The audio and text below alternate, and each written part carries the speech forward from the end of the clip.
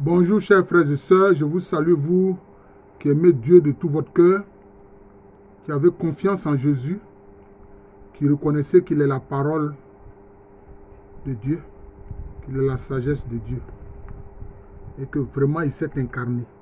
Alors donc nous allons poursuivre la série de vidéos sur l'ouvrage intitulé « Ce qu'ils ont vu au seuil de la mort » de...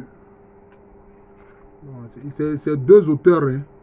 Dr Carlis Ozias et Dr Erlendur Haraldsson. Mais souvent j'écris simplement Carlis pour ne pas que le titre soit trop long.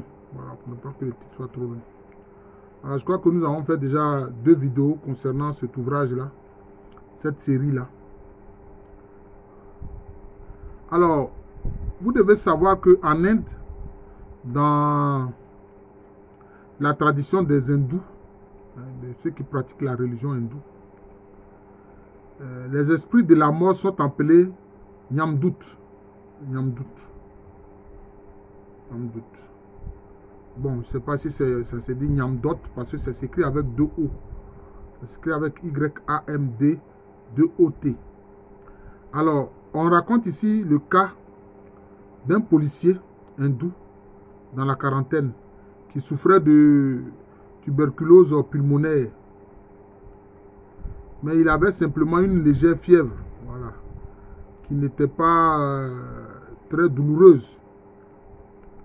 Et puis soudain, il a dit que le Nyamdot vient le chercher. C'est-à-dire, si vous voulez, ce qu'on appelle quelquefois l'ange de la mort, hein, l'esprit de la mort, vient le chercher. Et il a pointé le doigt vers l'extérieur, puis vers le plafond. Il a dit, le voici. Alors, il a dit que sa chambre était située au rez-de-chaussée, dehors près du mur de l'hôpital. Il y avait un grand arbre sur lequel s'était posée une multitude de corbeaux. Or, au moment même où le patient eut sa vision, tous les corbeaux s'envolèrent avec fracas. On eût dit un coup de pistolet. Surpris, ça c'est le médecin là qui parle, nous nous sommes précipités hors de la chambre par une porte qui donnait directement sur l'extérieur. Mais nous n'avons rien vu qui ait pu effrayer les oiseaux. Ils avaient l'habitude de demeurer là paisiblement. Leur fuite soudaine se grava dans la mémoire de toutes les personnes présentes, d'autant plus qu'elle s'était produite au moment même où le patient avait sa vision. On aurait dit que les oiseaux avaient senti qu'il se passait quelque chose de terrible. Quant au patient, il entra aussitôt dans le coma et expira quelques minutes plus tard. Bon, mais il faut dire que, en général, le corbeau est symbole de mort. Hein. Le corbeau est symbole de mort. Voilà. Le corbeau est symbole de mort. Pourquoi? Est-ce parce qu'il est tout noir? Parce qu'en Côte d'Ivoire, ce qu'on appelle corbeau, en fait, c'est la corneille. Voilà. Mais la corneille et puis le corbeau sont de même espèce. Seulement la corneille, il y a une partie de son plumage qui est blanc. Maintenant, le reste est noir. Voilà. Donc, c'est comme ça. Donc, là, ce policier hindou-là, dès qu'il dit qu'il a eu la vision de cet ange de la mort, et ça fait fuir les corbeaux. Voilà. D'ailleurs, vous remarquerez que les corbeaux, tout comme les corneilles, se nourrissent de charognes, c'est-à-dire qu'ils se nourrissent de chair en putréfaction, de cadavres. Ils se nourrissent de cadavres. Voilà. Voilà.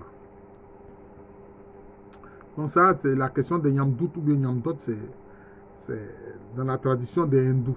Voilà. D'ailleurs, vous remarquerez dans la Bible, concernant Noé, quand les eaux ont baissé, le corbeau est parti, mais il n'est pas revenu. Le corbeau est parti, il n'est pas revenu. Alors que la colombe, elle est partie, elle est revenue avec, dans le bec, disons, une brindille de végétal. Donc, automatiquement, Noé a compris que les eaux avaient baissé. Hein, que les eaux avaient baissé. Et ce qui est noir n'est pas facile. Oh. Alors, il y a un autre cas qui est cité ici par les auteurs. Une infirmière indienne de religion chrétienne a rapporté un autre cas d'apparition coïncidant avec un phénomène physique. Le patient dans la quarantaine souffrait de tuberculose pulmonaire. L'infirmière le connaissait depuis plusieurs années. Il était un ami intime de sa famille. Alors donc, on décrit maintenant la situation. Je vais vous lire. Il n'était sous l'effet d'aucun calmant. Il était tout à fait lucide et n'avait pas de fièvre. Il faisait preuve d'une grande ferveur religieuse et croyait en la survie de l'âme.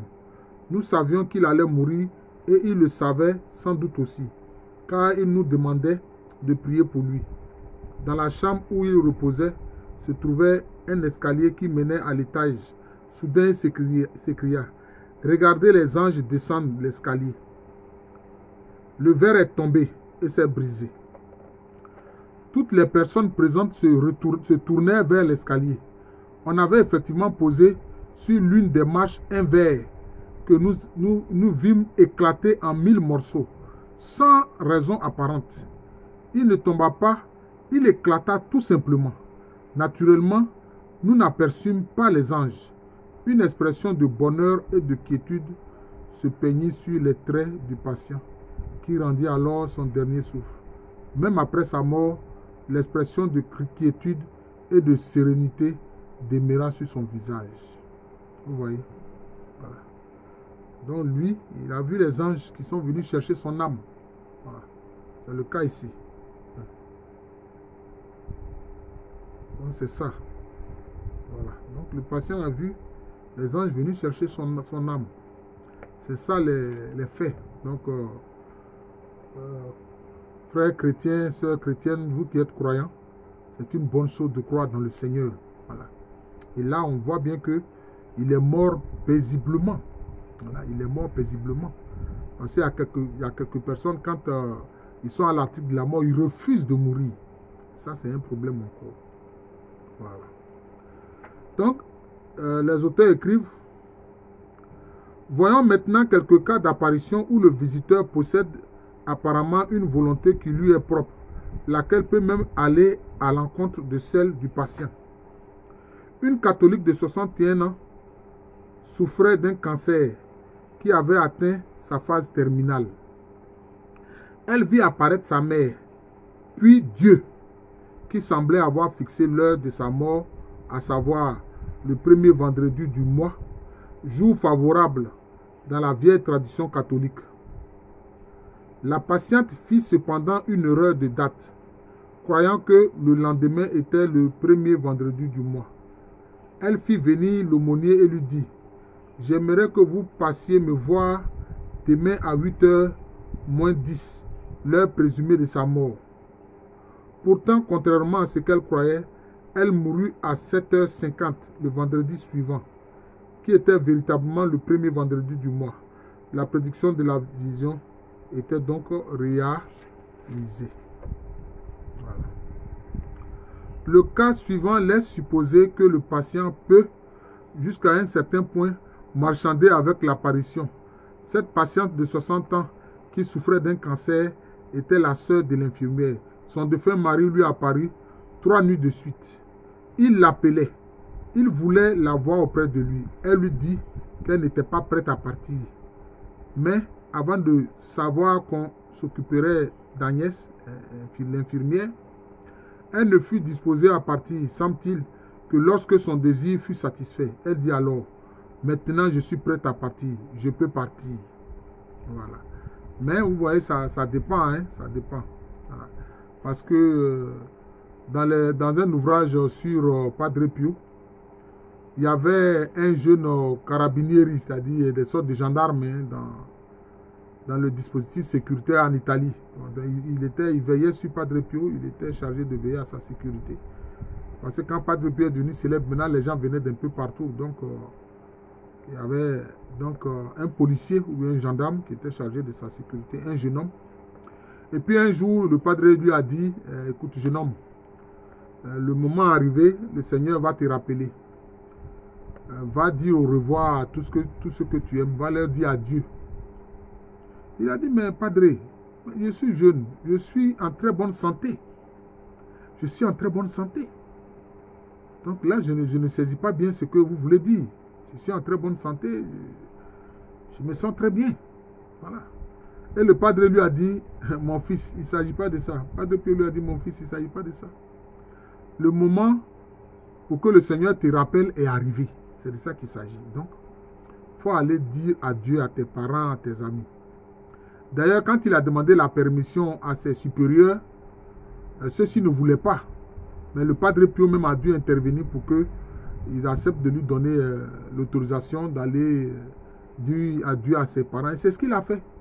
Et quand il a fait ça, la semaine qui a suivi, il est décédé. Voilà, la semaine qui a suivi, il est décédé. Donc, c'est comme si le Seigneur même a programmé le moment où il va nous rappeler. Voilà, c'est comme ça. C'est programmé. C'est curieux, mais bon, il y a des circonstances qui montrent que c'est ainsi. Voilà, des circonstances montrent que c'est ainsi. Hein. Sur ma paroisse, là, il y a un jeune homme bien portant qui, à la Pâque, là, récente, là, il dansait vigoureusement. Il dansait avec force, avec joie, pour célébrer la résurrection de son Seigneur. Les quelques jours qui ont suivi, il est décédé brusquement. Voilà. Voilà, il est décédé brusquement. Voilà. Donc ça arrive. Vraiment, le Seigneur, quand il a décidé que le moment est venu de nous rappeler, bon, donc c'est comme ça. Ça surprend, mais c'est comme ça.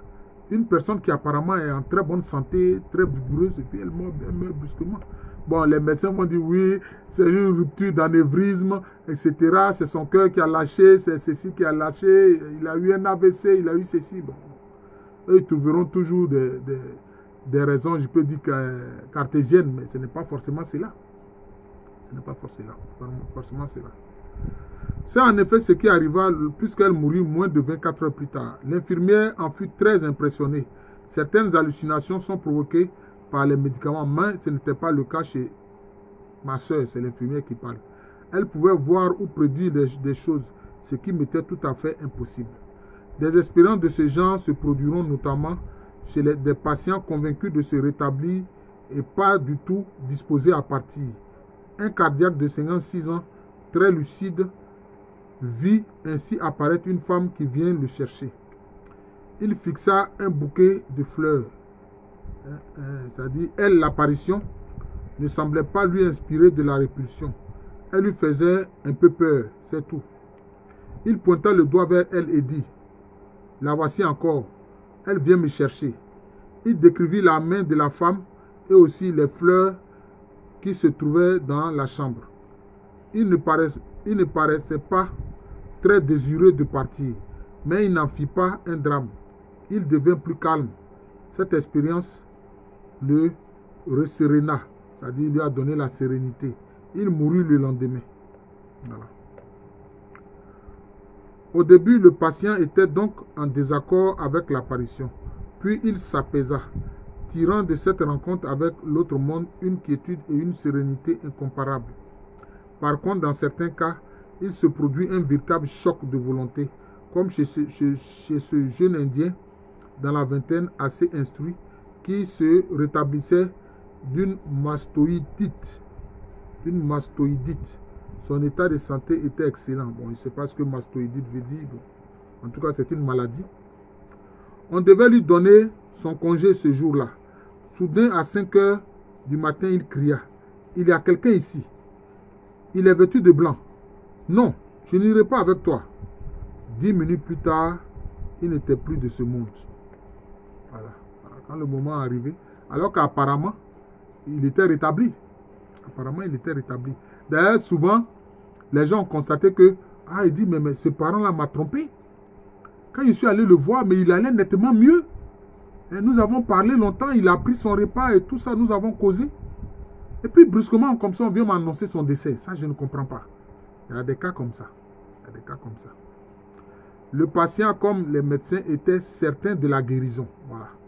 Voici enfin le cas d'une hindoue dans la trentaine souffrant de brûlures au second degré. Au début, l'intention qu'avait le visiteur de l'emporter lui apparut comme un enlèvement cruel. Elle implora le secours de l'infirmière. « Je vous en prie, ma soeur, aidez-moi.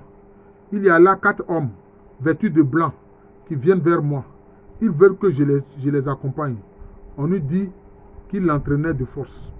La femme était terrifiée. Pourtant, 10 minutes plus tard, elle dit à l'infirmière, j'ai vu un grand arbre.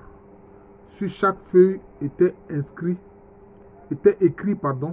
Rama, Rama, l'une des incarnations du dieu Vishnu. Bon, c'est une des divinités de